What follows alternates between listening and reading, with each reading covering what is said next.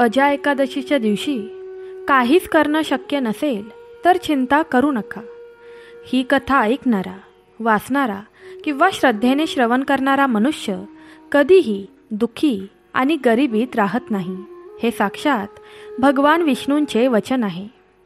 ही कथा ऐकल्याने घरातील दारिद्र्य, कर्ज, दुःख, संकटे, आजारपण यांचा नाश होतो. गरिबी दूर होते, दळून दळून गेलेले भाग्य उघडते आणि घरात सुखसमृद्धीचा वर्षाव होतो. मनातील भीती, काळजी, नकारात्मकता दूर होऊन आयुष्यात आनंद, समाधान आणि ऐश्वर्य प्रकटते. या एकादशीचा उपवास करणे शक्य नसल्यास ही कथा ऐकूनसुद्धा मनुष्याला पापनाश, पुण्यसंचय आणि मोक्षमार्ग लाभतो. पण सर्वात महत्त्वाचे म्हणजे ही कथा शेवटपर्यंत ऐकावी लागेल. ज्या घरात ही कथा श्रद्धेने शेवटपर्यंत ऐकली जाते त्या घरात लक्ष्मीचा वास कायम राहतो, संकटे दूर जातात. म्हणून या कथेला सुरुवात करण्यापूर्वी आपण सर्व भक्तांनी प्रेमाने कमेंट बॉक्समध्ये हा मंत्र लिहावा. ओम नमो भगवते वासुदेवाय नमः. हा मंत्र जप केल्याने तुमच्या जीवनातील अडथळे नाहीसे होतील आणि परमेश्वराची कृपा सदैव तुमच्यावर राहील. तसेच हा व्हिडिओ लाईक करा, आपलं चॅनल सबस्क्राईब करा आणि आपल्या स्वामीमय कुटुंबाचा भाग व्हा. आपल्या मित्रपरिवारात शेअर करा, म्हणजे अधिकाधिक लोकांना या पवित्र कथेचा लाभ मिळेल. प्राचीन काळी अयोध्या नगरीत रघुवंशात जन्मलेला एक तेजस्वी राजा राज्य करीत होता. त्याचं नाव होतं हरिश्चंद्र. त्याचा चेहरा सूर्याप्रमाणे तेजस्वी आणि मन चंद्राप्रमाणे शीतल होतं. प्रजेवर त्याचं अपार प्रेम होतं. प्रत्येक प्रजेच्या दुःखाला तो स्वतःचं दुःख मानायचा आणि प्रत्येकाच्या आनंदात सहभागी व्हायचा. दरबार सुवर्ण तोरणांनी सजलेला असे, रत्नजडित सिंहासन चमकत असे, तरी राजा हरिश्चंद्र या ऐश्वर्याचा गर्व करत नसे. त्यांच्या मुखातून कधीही असत्य बाहेर पडलं नाही. त्यांनी एकदा वचन दिलं की प्राण जरी गेले तरी वचन मोडायचं नाही, ही त्यांची दृढ वृत्ती होती. राजकर्त्याने आपल्या प्रजेसाठी बापासारखं वागायला हवं, ही त्यांची धारणा होती.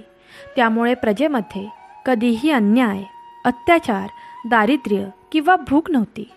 प्रत्येकाच्या घरात सुखसमृद्धीचा वास होता. त्यांच्या कारकिर्दीत व्यापार वृद्धिंगत होत असे, शत्रू राज्य दूर पळत असत आणि अयोध्या नगरी सुवर्णमयी वाटत असे. त्यांचा दरबार न्यायप्रिय निर्णयांसाठी प्रसिद्ध होता. गरीब, विधवा, अनाथ जेव्हा दरबारात येत तेव्हा राजा स्वतः त्यांची बाजू ऐके आणि न्याय देई. त्यांच्या न्यायाच्या एका कटाक्षानेही अपराध्यांचे पाय थरथर कापत. त्यामुळे संपूर्ण भूमीवर एकच गोष्ट सर्वत्र प्रसिद्ध होती, जर न्याय हवा असेल तर हरिश्चंद्राच्या दरबारात जा. यात राजा सदैव पुढे असे.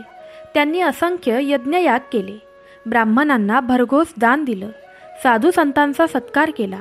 गायी, सोनं, जमीन, धान्य हे सर्व ते धर्मकार्यासाठी मुक्त हस्तांनी द्यायचे. त्यामुळे त्यांचं नाव जगभर सत्यवादी हरिश्चंद्र म्हणून आदराने घेतलं जायचं.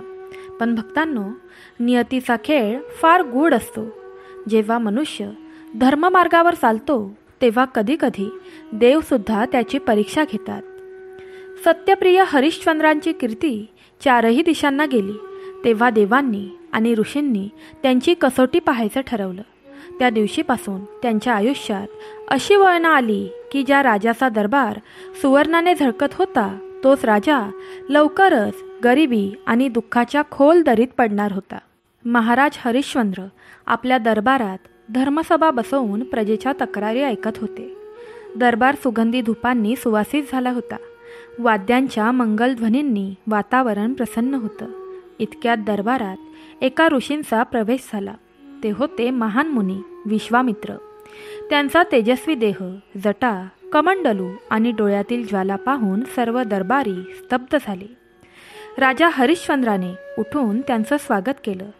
सुवर्ण आसन देऊन विनयपूर्वक नमस्कार केला. विश्वामित्रांनी राजा हरिश्चंद्राकडे कटाक्ष टाकला आणि म्हणाले, राजन, तू सत्यप्रिय आहेस, दानशूर आहेस असं ऐकतो, पण मला तुझ्या या कीर्तीची कसोटी घ्यायची आहे. मला तुझं सर्वस्व दान दे. हे ऐकून दरबारात खळबळ उडाली. पण राजा हरिश्चंद्र क्षणभरही न दांडी मारता म्हणाले, मुनिवर्य, आपल्याला जे हवं आहे ते देण्यास मी तयार आहे, कारण माझ्या हातून कधीही दान नकारलं जाणार नाही. विश्वामित्रांनी गंभीर स्वरात सांगितलं, मग तू तुझं संपूर्ण राज्य मला दे. राजा हरिश्चंद्राने शांतपणे मान हलवली. त्यांनी क्षणाचाही विचार केला नाही. ते म्हणाले, हे माझं राज्य, माझं वैभव, माझी प्रजा, हे सर्व आता आपलंच आहे. असं म्हणून त्यांनी सिंहासनावरून उतरून स्वतःचं राजमुकुट, राजदंड, दागिने विश्वामित्रांच्या चरणी ठेवले. दरबार हादरला. राणी आणि राजपुत्र शोकमग्न झाले. प्रजेच्या डोळ्यातून अश्रू वाहू लागले. पण हरिश्चंद्राच्या मुखावर शांत हास्य होते, कारण त्याने आपलं वचन पाळलं होतं. दान मागितलं की ते द्यायचंच. विश्वामित्रांनी ते सर्व स्वीकारलं. पण त्यानंतरही त्यांनी सांगितलं, राजन, दान पूर्ण झालं नाही. आता तू मला दानासाठी दक्षिणा द्यायला हवी.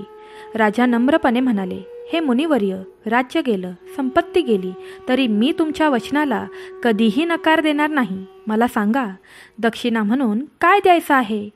त्यावर विश्वामित्र म्हणाले, तू मला दक्षिणा म्हणून सोनं दे, पण लक्षात ठेव, तू आता राजा नाहीस. तुला ते मिळवण्यासाठी श्रम करावे लागतील. असं म्हणून विश्वामित्रांनी त्यांना राज्यातून बाहेर पाडलं. त्या क्षणापासून सत्यवादी हरिश्चंद्राच्या दुःखयात्रेला सुरुवात झाली. सुवर्णमयी अयोध्येचा राजा आता राणी आणि पुत्रासह दारिद्र्याच्या खाईत ढकलला गेला. अजा एकादशीला अजा हे नाव का पडलं, असा प्रश्न आता सर्वांच्याच मनात येईल. धर्मशास्त्रांमध्ये सांगितलं आहे की प्रत्येक एकादशीचं नाव तिच्या विशेष फळापासून किंवा तिच्याशी संबंधित प्रसंगावरून ठेवलेलं आहे. अजा या शब्दाचा अर्थ आहे न जन्मलेली, अविनाशी, मायामुक्त. भगवान विष्णूंना अज असंही म्हणतात, कारण ते अजन्मा, सनातन आणि अविनाशी आहेत. या दिवशी उपवास केल्याने भक्ताच्या जीवनातील पापांचा नाश होतो, पण आत्म्यावर नवी पापांची जन्मकळा, अजन्म लागत नाही. म्हणून हिला अजा एकादशी असं नाव दिलं गेलं. दुसरं कारण असं सांगितलं जातं की या दिवशी उपवास करणाऱ्या व्यक्तीच्या पूर्वजांना, पित्रांना जन्ममरणाच्या चक्रातून मुक्ती मिळते. ते अजन्म अवस्थेत म्हणजेच मोक्षस्वरूप होतात. यामुळे ही एकादशी पितृमोक्षदायिनी अजा एकादशी म्हणूनही ओळखली जाते. काही पुराण कथांमध्ये म्हटलं आहे की या दिवशी राजा हरिश्चंद्राने हे व्रत केलं आणि त्याचे सर्व पाप नाहीसे झाले.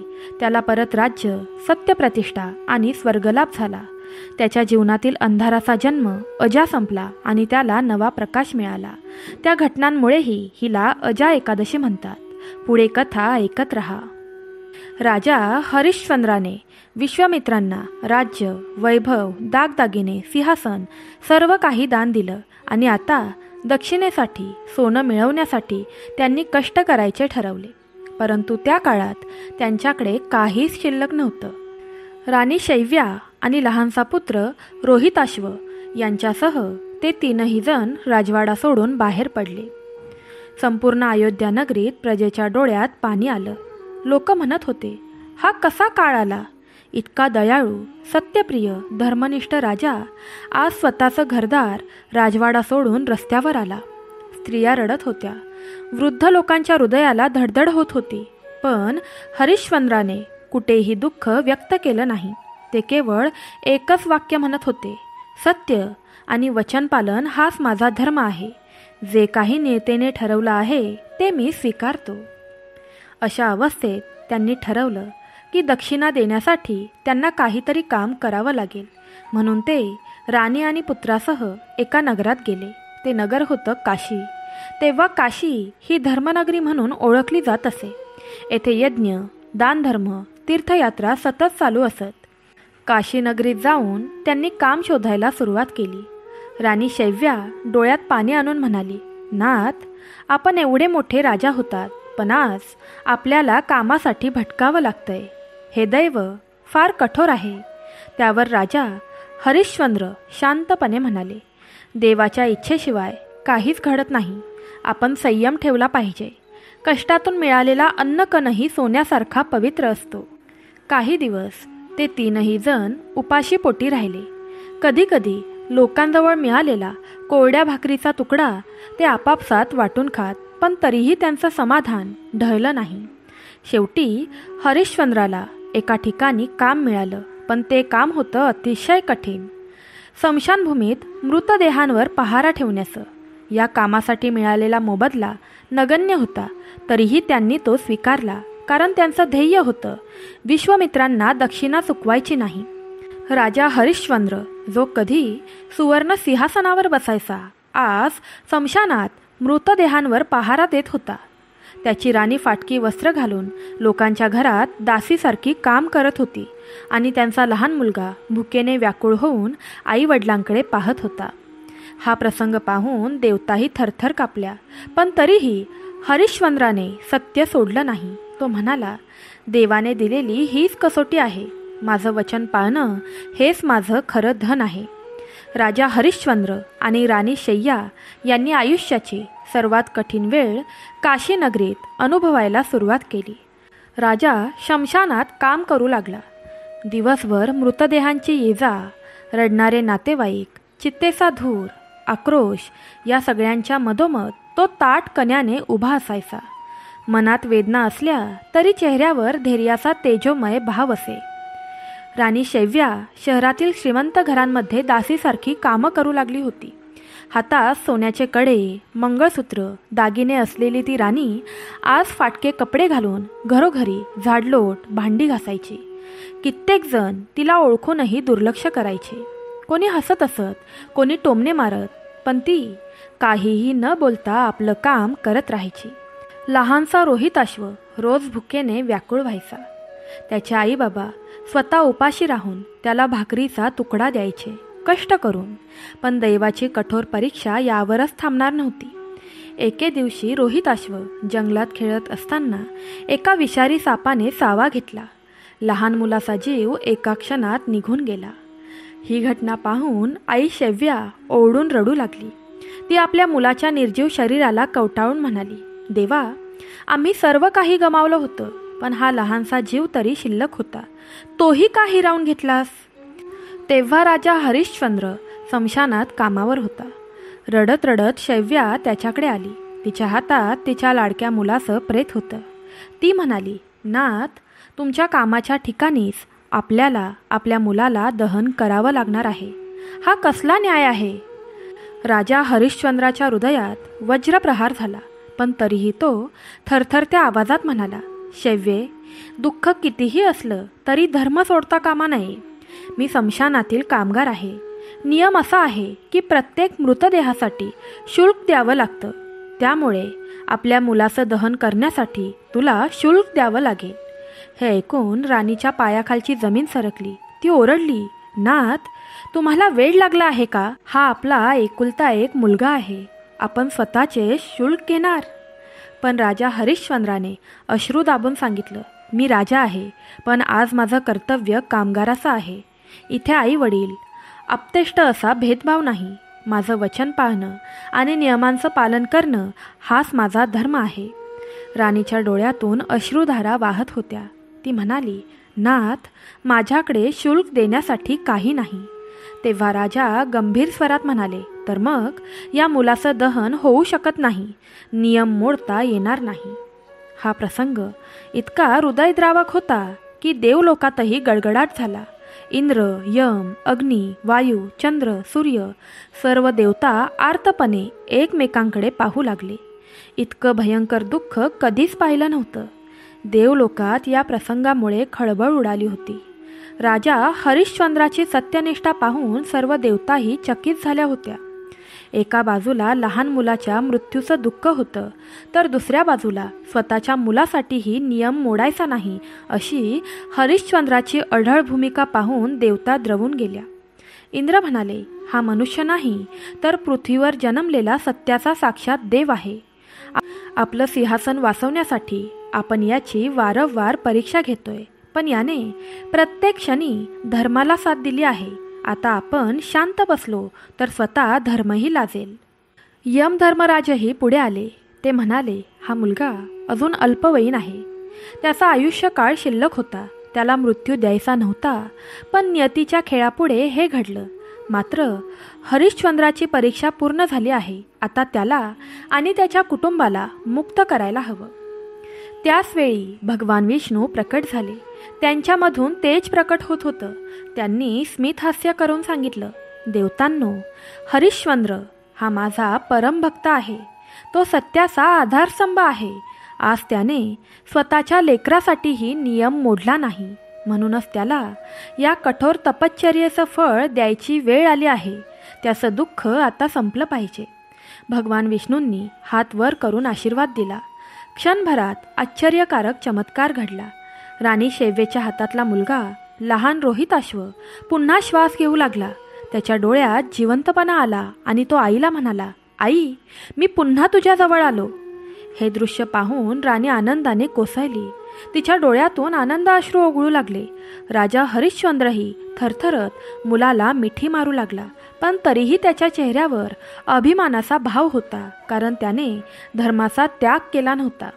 तेव्हा भगवान विष्णूंनी पुढे सांगितलं, हरिश्चंद्रा, तुझी परीक्षा संपली आहे. आता तुला तुझं राजसिंहासन परत मिळेल. तुझ्या सत्यनिष्ठेमुळे तुला सत्यवादी हरिश्चंद्र ही अमर उपाधी लाभेल. तुझं नाव पृथ्वीवर असताना जसं अमर आहे तसंच ते युगानुयुगे राहील. आणि आज जो कोणी माझ्या आज्ञेने अजा एकादशी व्रत करेल त्यांचंही दुःख नाहीसं होईल. त्याला मोक्षाची प्राप्ती होईल. सर्व देवता जय विष्णू भगवान असा घोष करू लागल्या. त्या क्षणी संपूर्ण वातावरणात दिव्य प्रकाश पसरला. भगवान विष्णूंनी आशीर्वाद दिल्यानंतर राजा हरिश्चंद्राच्या डोळ्यातून अविरत आनंद अश्रू वाहू लागले. आयुष्यभर सत्य आणि धर्म पाळल्याचा परिणाम अखेर त्यांना दिसू लागला होता. ज्यासाठी त्यांनी वैभव, सुखसोयी, अगदी आपल्या लेकराचे प्राणही गमावले होते, ते सारे देवांनी परत दिले. त्या क्षणी यमधर्मराजांनी पुढे येऊन हरिश्चंद्राच्या पायाशी मस्तक ठेवले. ते म्हणाले, राजन, तुम्ही आमच्याही वर श्रेष्ठ ठरलात. आम्ही मृत्यूचे अधिपती आहोत, पण आज तुमच्या सत्यव्रताने आम्हालाही लाजवलं. तुम्ही दिलेला आदर्श येणाऱ्या पिढ्यांसाठी दीपस्तंभ ठरेल. इंद्रदेवांनी स्वर्गातून पुष्पवृष्टी केली. गंधर्वांनी गीते गाऊ लागले. संपूर्ण विश्व हरिश्चंद्राच्या कीर्तीने गजरत होते. त्या क्षणी स्वर्गीय आवाज घुमला, जो कोणी अजा एकादशीचे व्रत श्रद्धेने करील त्याचे पाप नष्ट होतील, त्यांचे सर्व दुःख नाहीसे होतील आणि त्याला हरिश्चंद्रासारखा सत्यव्रती गौरव मिळेल. तेव्हा राजा हरिश्चंद्र, राणी शैव्ये व पुत्र रोहिताश्व यांना देवांनी स्वर्गीय वस्त्र, अलंकार व ऐश्वर्य बहाल केले. क्षणातच त्यांचे कष्ट, दारिद्र्य, अश्रू हे सर्व संपले आणि ते पूर्वीप्रमाणे राजवाड्यात परत आले. हरिश्चंद्राने प्रजेच्या स्वागतासमोर उभं राहून एकच वचन दिलं, राज्याचा प्रत्येक क्षण हा प्रजेच्या सेवेसाठी असेल. मी भोगलेलं दुःख तुम्हाला कधीही सहन करावं लागू नये. त्याच्या सत्यव्रतामुळे आणि देवांच्या कृपेने रघुकुलात पुन्हा सुखशांतीचा सुवर्णकाळ सुरू झाला. हरिश्चंद्राचे नाव सत्याचा अधिष्ठाता म्हणून अमर झालं. राजा हरिश्चंद्राची कथा ऐकून ऋषीमुनींनी आणि सभेत उपस्थित असलेल्या लोकांनी एकमुखाने घोष केला, धन्य आहे हे अजा एकादशी व्रत, धन्य आहे हरिश्चंद्राचा सत्याचा आदर्श. भगवान विष्णूंनी त्या क्षणी घोषणा केली, ही अजा एकादशी पापांचा नाश करणारी आहे. ज्या प्रकारे हरिश्चंद्राचे सर्व दुःख नाहीसे झाले, त्याचप्रमाणे जे कोणी या दिवशी व्रत करतील त्याच्या जीवनातील सर्व संकट दूर होतील. हे एकादशी भाद्रपद महिन्यात येते. या दिवशी उपवास, जागरण आणि विष्णूपूजन यांचे मोठे महत्त्व आहे. जो कोणी या दिवशी उपवास करतो त्याचे 7 जन्माचे पाप नष्ट होतात. घरातील दारिद्र्य नाहीसे होते. जीवनात सुखसमृद्धीचा वर्षाव होतो. मन शुद्ध आणि स्थिर होतं. ऋषीमुनींनी सांगितलं की अजा एकादशीचे व्रत करणाऱ्याला परलोकातही वैकुंठ प्राप्ती होते. या दिवशी दानधर्म, जपतप आणि सत्यनिष्ठ वर्तन यांचा विशेष फल मिळतो. एकट्या व्रतधारकाचं नव्हे तर त्याच्या कुटुंबाचंही कल्याण होतं. हरिश्चंद्रासारखी संकट त्यांच्या जीवनात येतात, त्यांनाही या व्रताने आधार मिळतो. गरिबी, कर्ज, आजारपण, दुःख, अपमान या सर्वांचा अंत होतो. घरात आनंद, सौख्य, प्रेम आणि समाधानाचा वास होतो. म्हणूनच संत, महंत, साधू संत आणि ऋषीमुनी याचा पुन्हा पुन्हा उच्चार करत म्हणाले, ही अजा एकादशी प्रत्येक भक्तासाठी तारक आहे. या व्रतामुळे जीवाला मुक्तीचा मार्ग प्राप्त होतो. अजा एकादशीची ही पवित्र कथा ऐकल्याने मनात अपार श्रद्धा निर्माण होते. राजा हरिश्चंद्रासारख्या सत्यनिष्ठ राजालाही या व्रतामुळे मुक्तीचा मार्ग मिळाला. त्याचप्रमाणे जे कोणी या दिवशी उपवास करतील, प्रार्थना करतील आणि विष्णुभक्ती करतील त्यांना जीवनात कधीच दुःखांचा भार जाणवणार नाही. गरिबी, अपमान, रोगराई, कर्जबाजारीपणा हे सर्व या व्रतामुळे नाहीसे होतात. घरात सुख, समाधान, समृद्धी आणि सौख्याची गंगा वाहू लागते. मनातील काळोख दूर होऊन भक्ताला ईश्वराचा तेजोमय प्रकाश अनुभवता येतो. या कथेतून आपल्याला शिकायला मिळते की धैर्य, सत्य आणि श्रद्धा कधीच वाया जात नाही. कठीण प्रसंग येत असले तरी ईश्वर आपली परीक्षा घेत असतो आणि योग्य वेळी मदतीचा हात पुढे करतो. अजा एकादशी हेच सांगते, धैर्याने श्रद्धा ठेव, सत्याचा मार्ग सोडू नकोस आणि भगवंतावर निष्ठा ठेव. म्हणून प्रिय भक्तांनो, या दिवशी तुम्हीही उपवास करा, हरिनाम जपा, दानधर्म करा.